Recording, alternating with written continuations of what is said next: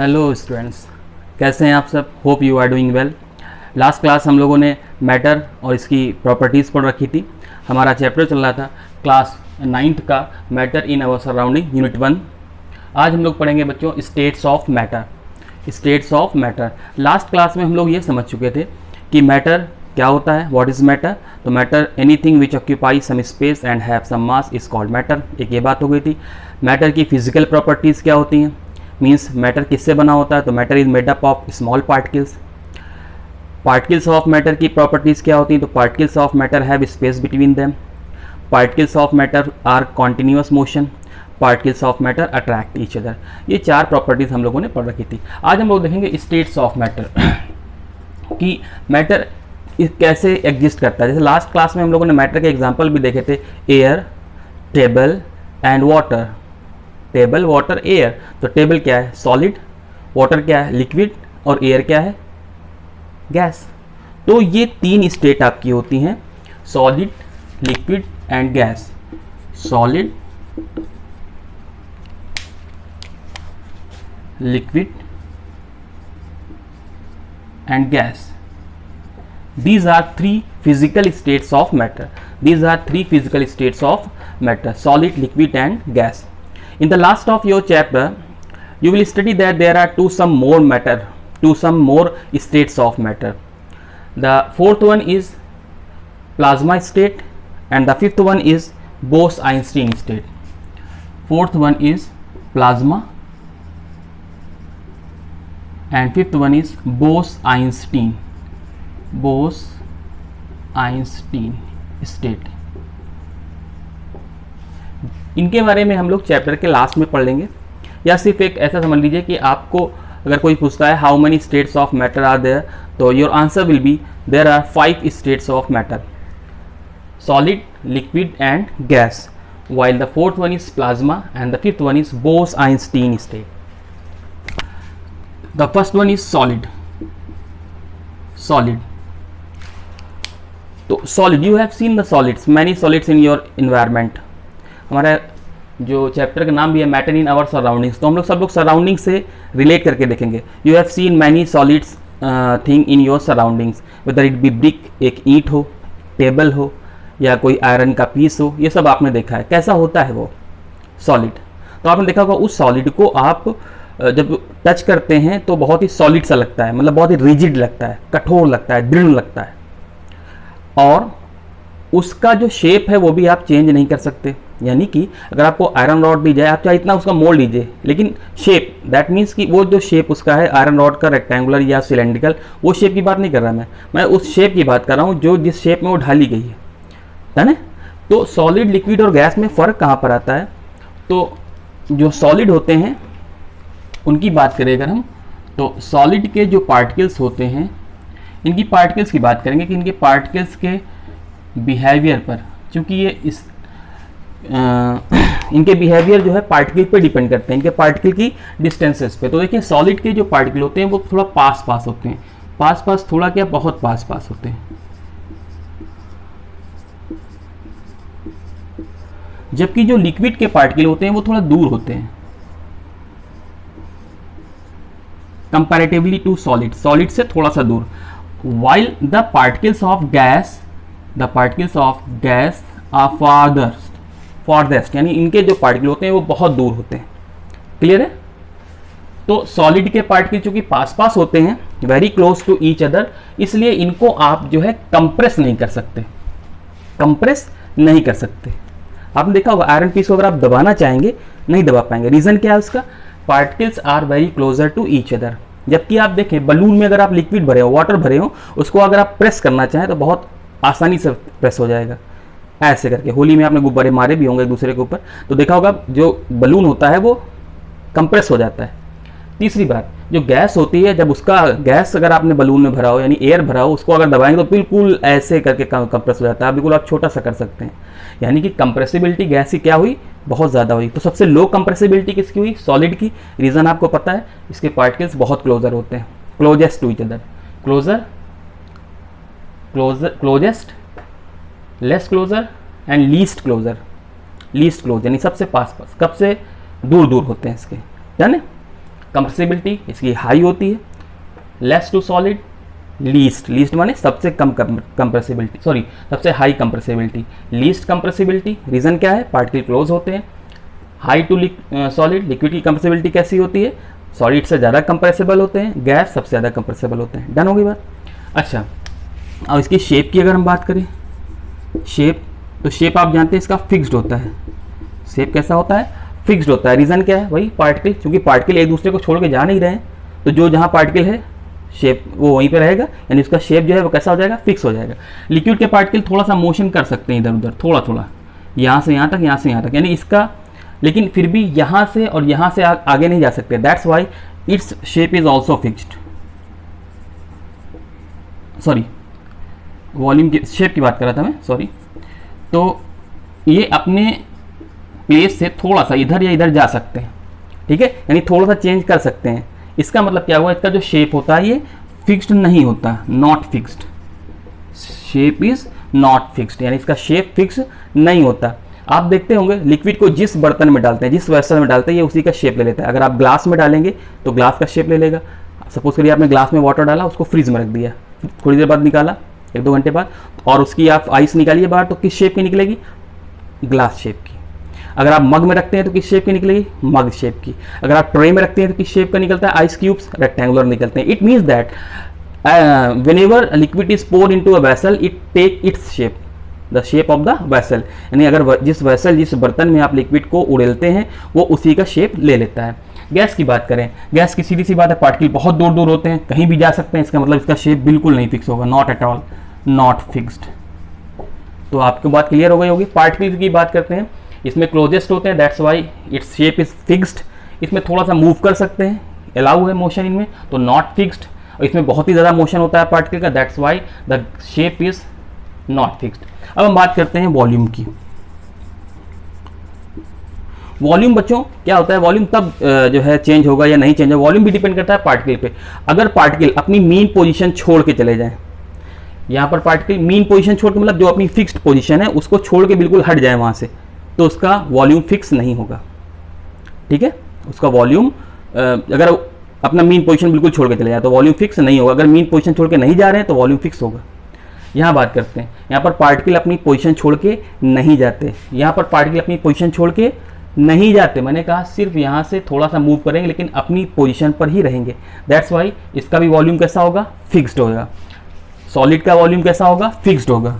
अगर आपसे कोई रीज़न पूछे तो इसका जो वॉल्यूम होगा वो कैसा होगा बच्चों, फिक्स्ड होगा। किसका वॉल्यूम, लिक्विड का वॉल्यूम। इसका नहीं फिक्स होगा, क्योंकि इसके मॉलिक्यूल जो हैं अपनी पोजीशन छोड़ के जा सकते हैं, कहीं भी जा सकते हैं। हमने आप इसका एग्जांपल पढ़ा भी था डिफ्यूज़न में, यानी कि जब एग्जांपल लिया था हम लोगों ने कौन सा, कि the particles of matter are in continuous motion, तो हम लोगों ने वहाँ पर एग्जांपल लिया था इंसेंस स्टिक का, अगरबत्ती का, कि अगरबत्ती की स्मेल जो होती है इंसेंस स्टिक की वो बहुत हर एक जगह फैल जाती है। उसका रीज़न क्या होता है, जो अगरबत्ती यानी इंसेंस स्टिक के पार्टिकल होते हैं वो एयर में इम्पार्ट कर देते हैं अपनी स्मेल, और फिर एयर के पार्टिकल मूव करते हैं जहाँ जहाँ वहाँ उसकी स्मेल पहुँच जाती है।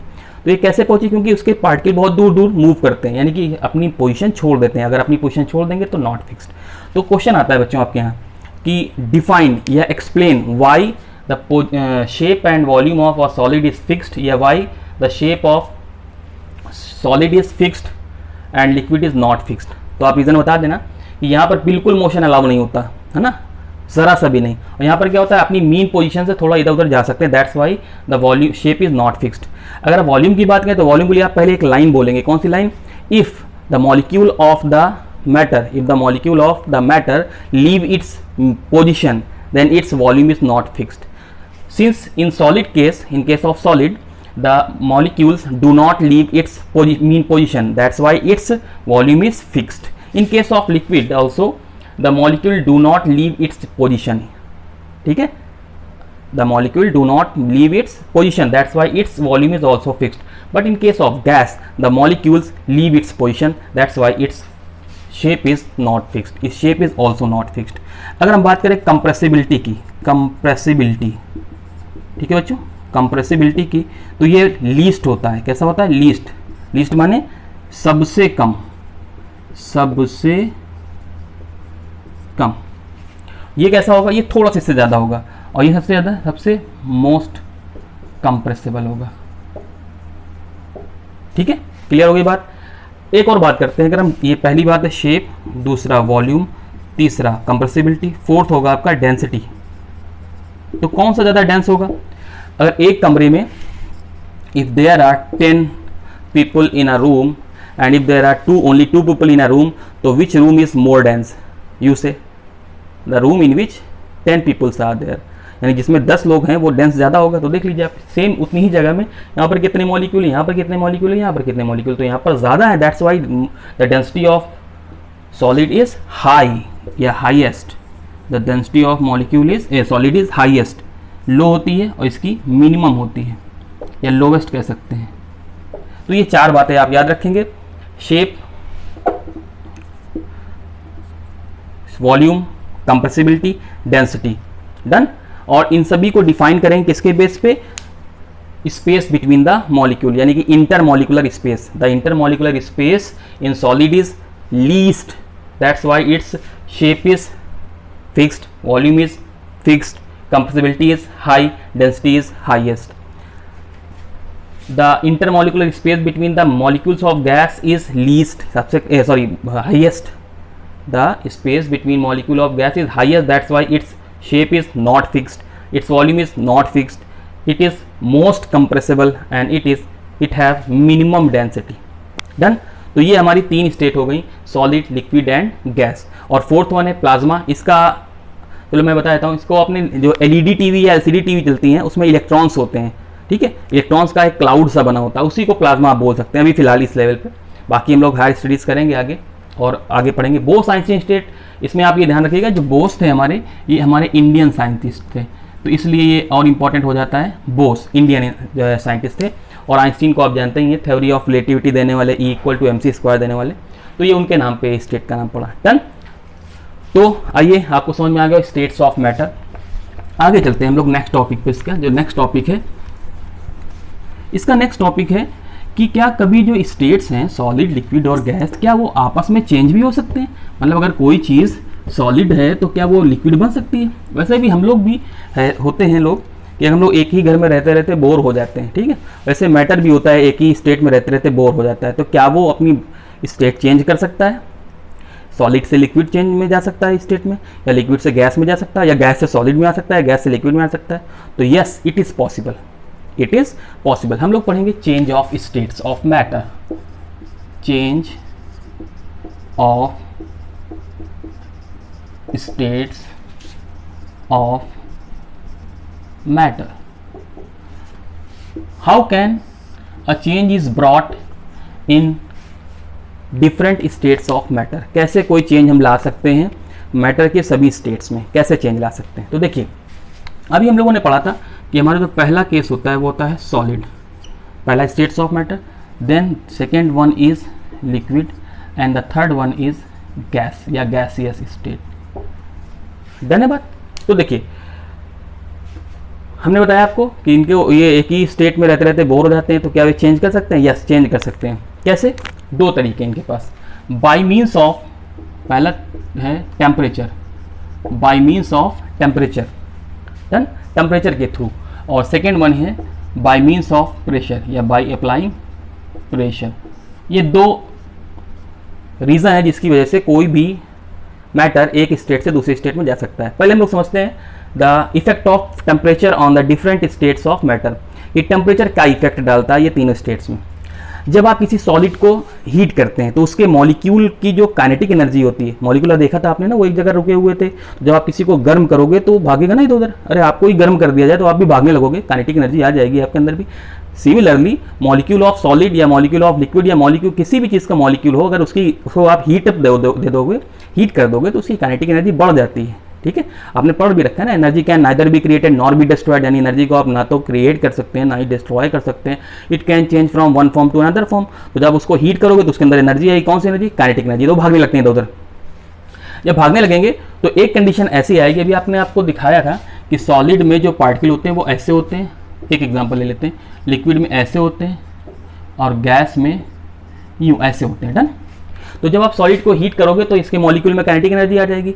ये मॉलिक्यूल धीरे से ठीक है, जो मॉलिक्यूल पहले क्लोज था, बिल्कुल ऐसे था, जब आप हीट करोगे तो ये यहाँ पर आ जाएगा, और हीट करोगे तो ये यहाँ पे आ जाएगा। आप देखिए इनकी और इनकी स्टेट लगभग बराबर हो गई ना।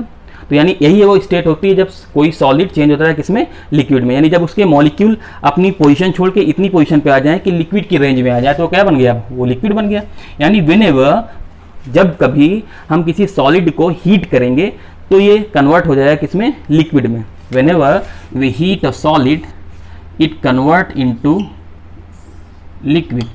व्हेनेवर वी हीट, हम लोग हीट का साइन कैसे बनाएंगे, हम लोग हीट का साइन बनाएंगे इस तरह से, या अगर आप चाहें तो यहाँ पर लिख दीजिए हीट, लिख ही दीजिए तो आपको याद रहेगा। Whenever we heat a solid it change into liquid. Done. This process is called melting. This process is called, क्या कहते हैं बच्चे उसको, मेल्टिंग। तो आप क्या कहेंगे, whenever we heat a solid it change into liquid, this process is called melting, and the temperature at which it happen, and the temperature at which it happen, जिस टेम्परेचर पे ये होता है उसको बोलते हैं, इसको हीट को मिटा दे रहे हैं, आप ध्यान रखेंगे, मेल्टिंग पॉइंट। उसको क्या बोलते हैं, मेल्टिंग पॉइंट। तो आपको दो डेफिनेशन मिल गई बहुत आसानी से, देख लीजिए, आप याद भी करते चलिए इसी के साथ साथ। Whenever we heat a solid it change into liquid, this process is called melting, and the temperature at which it happen, हमेशा नहीं होता। जैसे मान लीजिए आप किसी अभी किसी आइस को अगर आप गर्म करेंगे या किसी भी सॉलिड को गर्म करें तो ये नहीं शुरुआत से भी बदलना शुरू कर दे, एक टेम्परेचर होगा जहाँ पर उसके सारे के सारे मॉलिक्यूल आ जाएंगे लिक्विड के स्टेज में, तो वो टेम्परेचर कहलाएगा मेल्टिंग पॉइंट। तो whenever we heat a solid it change into liquid, this process is called melting, while this temperature is called melting point. Similarly अगर आप किसी लिक्विड को हीट करेंगे, ठीक है, तो अभी बताया था मैंने, इसके मॉलिक्यूल ऐसे और ऐसे थे, हीट करते करते इसके मॉलिक्यूल इस स्टेट में आ जाएंगे, यानी अब ये क्या बन चुका है, अब ये गैस बन चुका है। तो whenever we heat a liquid it change into gas, this process is called boiling. This process is called boiling, and this temperature at which it happen, the temperature at which it happen is called melting point. तो definition आ गई आपके पास किसकी, boiling की। Boiling किसे कहते हैं, whenever we heat a liquid it change into gas, this process is called boiling, and the temperature at which it happen is called boiling point. Done. तो ये हुआ हीट का इफेक्ट कब बढ़ाने पे, जब गर्म करेंगे। तो whenever we heat a solid it change into liquid, whenever we heat a liquid it change into gas, यानी कि अगर आप आइस को हीट करते हैं तो वाटर मिलता है आपको, वाटर को हीट करेंगे तो आपको वाटर वेपर मिलेगी। डन। अच्छा, अब हम देखते हैं कि आइस का टेम्परेचर का रिवर्स इफेक्ट कैसा होता है, टेम्परेचर घटाने पे क्या होता है। तो when we decrease the temperature, when we decrease the temperature of a gas it change into liquid, this is called condensation, this is called condensation। आपने इसको देखा भी होगा, ठीक है। कंडेंसेशन का एग्जांपल क्या है, अगर आप चाहें तो देख सकते हैं कि अगर आप जो क्लाउड की जो रेनिंग होती है, क्लाउड से जो रेन होती है वो कंडेंसेशन का एग्जांपल है। क्लाउड में पहले एयर होती है, गैस स्टेट में होती है, वो ठंडी होती है, लिक्विड बन जाती है, और उसके बाद उसका प्रेसिपिटेशन हो जाता है, वो रीज़न दूसरा होता है प्रेशर की वजह से, लेकिन उसको कंडेंसेशन बोलते हैं। यानी whenever we cool a liquid, whenever we cool, अगर यहाँ पर आए हम लोग ऐसे आए, इस तरफ आ रहे हैं तो क्या कहलाएगा ये आपका है हीट, और जब इस तरफ जाएंगे तो क्या कहलाएगा ये कूल। दिख रहा है आपको, कूल। इस तरफ जा रहे हैं तो क्या हो रहा है, हीट। यानी whenever we heat a solid it change into liquid, this process is called melting, and the temperature at which it happen is called melting point. Whenever we heat a liquid it change into gas, this process is called boiling, and this process is called boiling, and the temperature at which it happen is called boiling point। ये melting हो गया आपका, ठीक है, ये boiling है, ठीक है। उसके बाद ये कंडेंसेशन है, इनकी डेफिनेशन भी याद रखेंगे। कंडेंसेशन क्या होता है, whenever we cool a gas it change into liquid, this process is called condensation। Now the last one या fourth one is whenever, जब कभी या when a liquid is cooled, जब आप किसी लिक्विड को ठंडा करेंगे, it change into solid, this is called freezing, this is called freezing, and this the temperature at which it happen, the temperature at which it happen is called freezing point, the temperature at which it happen is called freezing point। यानी whenever we cool a liquid it change into solid, this process is called freezing, and the temperature at which it happen is called freezing point। Done है, सभी की definition हो गई, melting melting point, boiling boiling point, condensation freezing freezing point. ये बहुत सारी definition है, आपको लर्न हो गई होंगी बहुत आसानी से। एक बार फिर रिपीट कर देता हूँ, whenever we heat a solid it change into liquid, this process is called melting, and the temperature at which it happen is called melting point. Done. Whenever we heat a liquid, it change into gas. This process is called boiling, and the temperature at which it happen is called boiling point. Whenever we cool a liquid, it change into solid. This process is called freezing point, and the temperature at which it happen is called freezing point. Done. तो ये cool का था ये। अच्छा, एक और बात होती है वो ये कि अगर हम कोई ऐसा भी चीज़ होती है कि अगर हम सीधा उसको हीट करें सॉलिड को और वो बन जाए क्या, गैस स्टेट में पहुंच जाए, तो यस, एक चीज़ होती है जिसके जब हम अगर इसको गर्म कर देंगे, ठीक है, whenever we heat a solid and it is directly change into gas, this is called sublimation.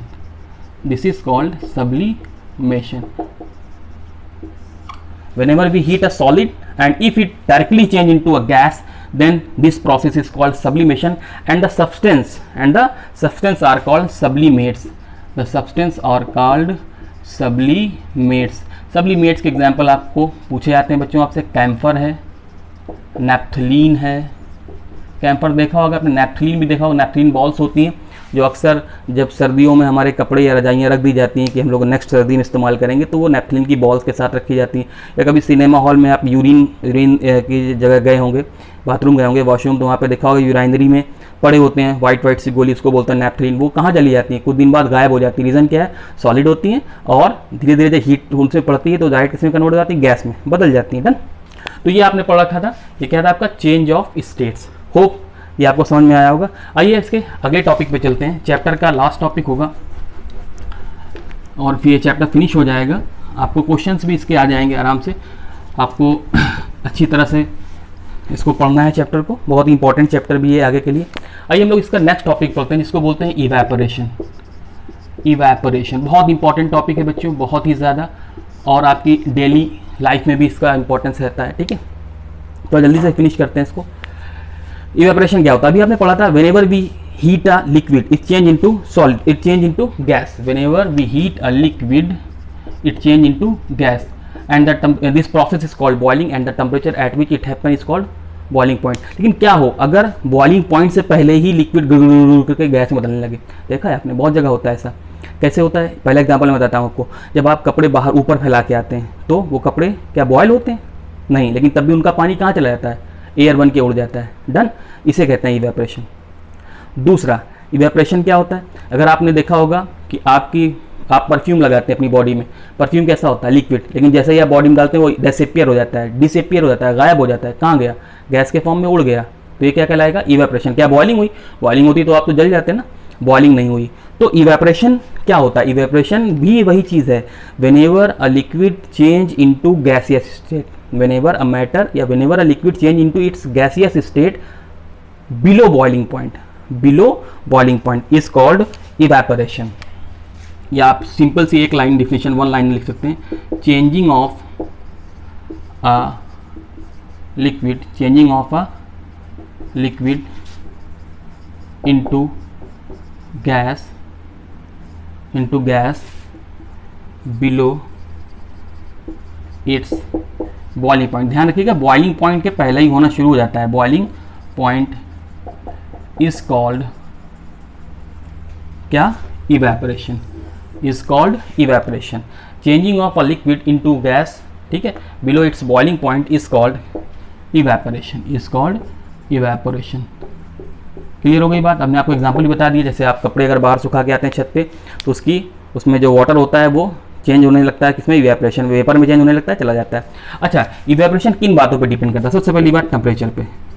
सबसे पहली बात किस पे डिपेंड करता है, इवेपोरेशन डिपेंड करता है किस पर, बताइए, बोलिए, टेम्परेचर पे। टेम्परेचर के ये डायरेक्टली प्रोपोर्शनल होता है,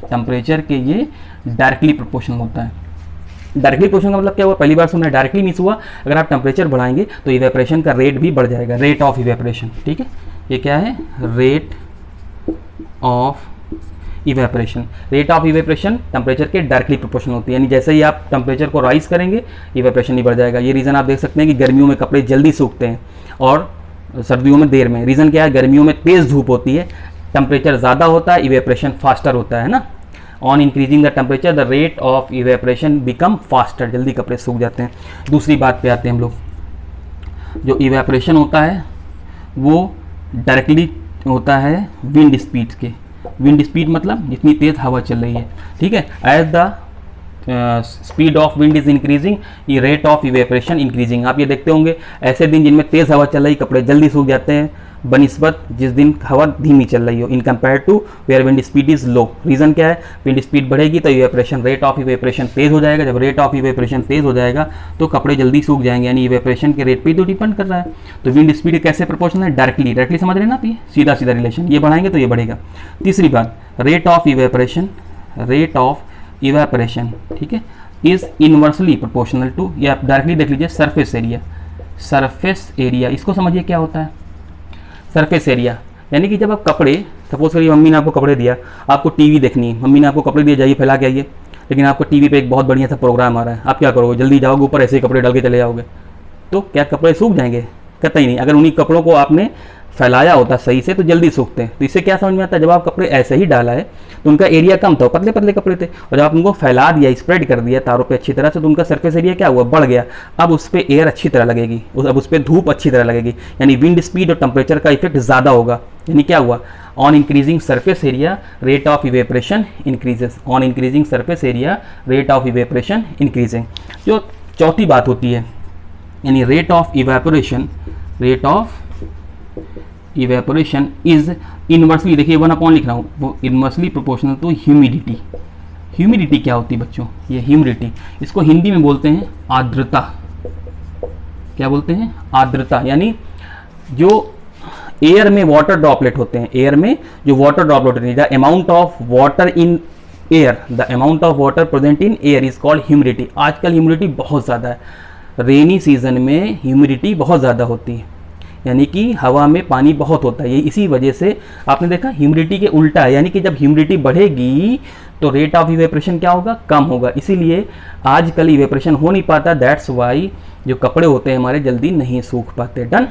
क्लियर हुई बात? ये 4 बातें हैं जिनमें कि evaporation, rate of evaporation depend करता है। Rate of evaporation is directly proportional to temperature, means as you increase the temperature या as temperature increases the rate of evaporation increases. As the wind speed increases the rate of evaporation increases.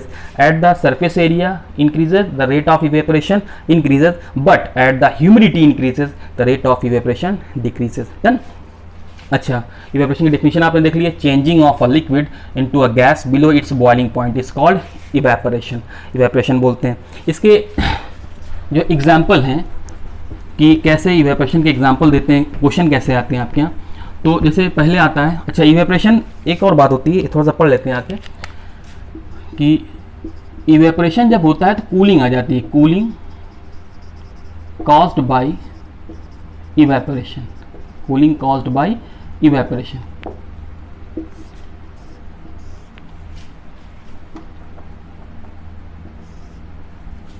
ठीक है, evaporation caused by, cooling caused by evaporation, यानी जब भी evaporation होता है तो वहां पर ठंडा आ जाता है। जैसे सपोज करिए आपने अपने परफ्यूम डाला बॉडी पे, वहां पर आपको कैसा लगेगा? ठंडा लगेगा। डॉक्टर ने आपको इंजेक्शन लगाया, वहां पर स्प्रिट लगाई, आपको कैसा लगेगा? ठंडा लगेगा। रीजन क्या होता है? रीजन क्या होता है ठंडा होने का? तो देखिए, एक चीज होती है जिसको बोलते हैं लैटेंट हीट ऑफ वेपराइजेशन। 2 चीजें होती हैं, लैटेंट हीट। लैटेंट हीट समझिए पहले क्या होता है। लैटेंट मीन्स होता है छुपी हुई, छुपी हुई, और हीट मान तो आप जानते हैं। तो लैटेंट हीट का मतलब क्या हुआ? देखिए अभी हम लोग हीट दे रहे थे, सॉलिड को हीट दिया तो किस में चेंज हो गया था? लिक्विड में। लिक्विड को हीट को दिया था, उसमें चेंज हो गया था किसमें? गैस में। लेकिन जब ऐसा हो कि हम किसी मैटर को हीट दें लेकिन उसकी स्टेट तो चेंज ना हो, स्टेट चेंज ना हो, लेकिन वो हीट उसके मॉलिक्यूल्स को का जो चेंज, स्टेट चेंज हो, तो वो जो हीट दे रहे हैं हम उसको, वो किस में काम आई? ठीक है, जैसे सपोज करो, ऐसे समझिए, पहले समझिए आप, सपोज करिए 100 डिग्री सेल्सियस का वाटर है, ठीक है, हम 70 डिग्री सेल्सियस था वाटर का टेम्परेचर, ऐसे समझिए, ठीक है। इसको हमने हीट दिया, देते गए, इसका टेम्परेचर हो गया 100 डिग्री सेल्सियस। अब ये क्या करेगा? अब ये वाटर में कन्वर्ट हो जाएगा। जब वाटर में कन्वर्ट हो जाए, सॉरी गैस में, तो 100 डिग्री सेल्सियस की क्या हो गई? गैस। तो दोनों का टेम्परेचर सेम है ना। अब जो हीट दी जा रही इसको, अगर अब भी हीट देंगे तो ये कहाँ जाएगी? ये इसका टेम्परेचर बढ़ाएगी, है ना, यानी कि चेंज ऑफ स्टेट के बाद इसकी टेम्परेचर, यानी ये जो हीट है वो चेंज ऑफ स्टेट में तो इस्तेमाल नहीं हुई, चेंज ऑफ स्टेट में तो इस्तेमाल नहीं हुई, लेटेंट हीट ऑफ वेपराइजेशन, यानी ये वो हीट थी जो कि उसको चेंज स्टेट में चेंज करने के लिए ज़रूरत थी। ठीक वही बात होती है। लेटेंट हीट ऑफ वेपराइजेशन जो होती है ये वो हीट होती है, ठीक है। The amount of heat, latent heat of vaporization क्या होती है? The amount of heat which is required to change a liquid into a vapour. The amount of heat required to change a liquid into vapour is called latent heat of vaporization. 1 litre liquid कर लीजिए by 1 degree Celsius, the amount of heat to change the temperature of a 1 litre liquid into by 1 degree Celsius is called latent heat of vaporization. बहुत ज़्यादा समझिए नहीं, सिर्फ इतना समझिए कि लेटेंट हीट क्या होती है, चेंज स्टेट करने के लिए, स्टेट जो होता है उसको चेंज करने के लिए जो हीट लगती है उसको लेटेंट हीट ऑफ वेपराइजेशन होती है। अब मतलब की बात पे आते हैं कि जब आपके डॉक्टर इंजेक्शन लगाता है उसके ऊपर स्प्रिट लगाता है तो आपको ठंडा क्यों लगता है? ठीक है, तो इसलिए लगता है बच्चों कि जो स्प्रिट होती है वो आपके हैंड से अपनी लेटेंट हीट ऑफ वेपराइजेशन ले लेती है। जब किसी भी चीज़ से हीट निकाल लेंगे तो वो चीज़ कैसी लगेगी हमको? ठंडी लगेगी। यहाँ पे हीट निकल गई आपकी बॉडी की तो ये कैसा हो जाएगा? ठंडा हो जाएगा। ऐसे ही आप जब परफ्यूम लगाते हैं तो परफ्यूम लिक्विड होता है, liquid the perfume take its latent heat of vaporization from your body, तो योर बॉडी फील कूल। ठीक है, एग्जाम्पल होता है बेटा, सुराही में जो बर्तन होता है, सुराही में जो वाटर होता है वो ठंडा कैसे हो जाता है? सुराही में पोर्स होते हैं, वो छोटे छोटे अर्दन पॉट में पोर्स होते हैं। व्हेन द एयर है ना goes through the pores to inside the earthen pot, the rate of evaporation become faster and the air take heat from the water become cool, that's why water ठंडा होता है। Desert cooler जो होता है हमारा cooler, वो भी इसी एग्जाम्पल पर चलता है। वहाँ पर वाटर का इवेपोरेशन होता है, जो वाटर भरा जाता है अंदर उसका इवेपोरेशन होता रहता है धीरे धीरे। जब इवेपोरेशन होता रहता है तो वो अंदर से ठंडी हवा हमको देता रहता है। तो these were the example based on evaporation. Done. Hope आपको ये क्लास बहुत अच्छी तरह समझ में आई होगी और आपकी नेक्स्ट क्लास में हो सकता है मैं आपसे क्वेश्चन भी करूं, लेकिन फिलहाल के लिए ये आपका चैप्टर यूनिट 1 ये आपका क्लोज होता है। आपको अच्छी तरह समझ में आ गया। हम लोगों ने इसको शुरुआत से फिर से एक बाइंड अप कर देते हैं। You have studied matter, what is matter, physical states, physical properties of matter, properties of particle of matter, change states of matter, solid, liquid, gas, plasma and Bose Einstein, change of state, solid to liquid, liquid to gas, gas to liquid, liquid to solid, and last one is evaporation. ठीक है, evaporation and cooling caused by evaporation. These were the topics of the unit 1 of the class 9th, matter in our surrounding. Hope you have enjoyed this class, and if you like this class then please subscribe my channel और आप like भी करते रहें। Next class के लिए मिलते हैं फिर। Thank you.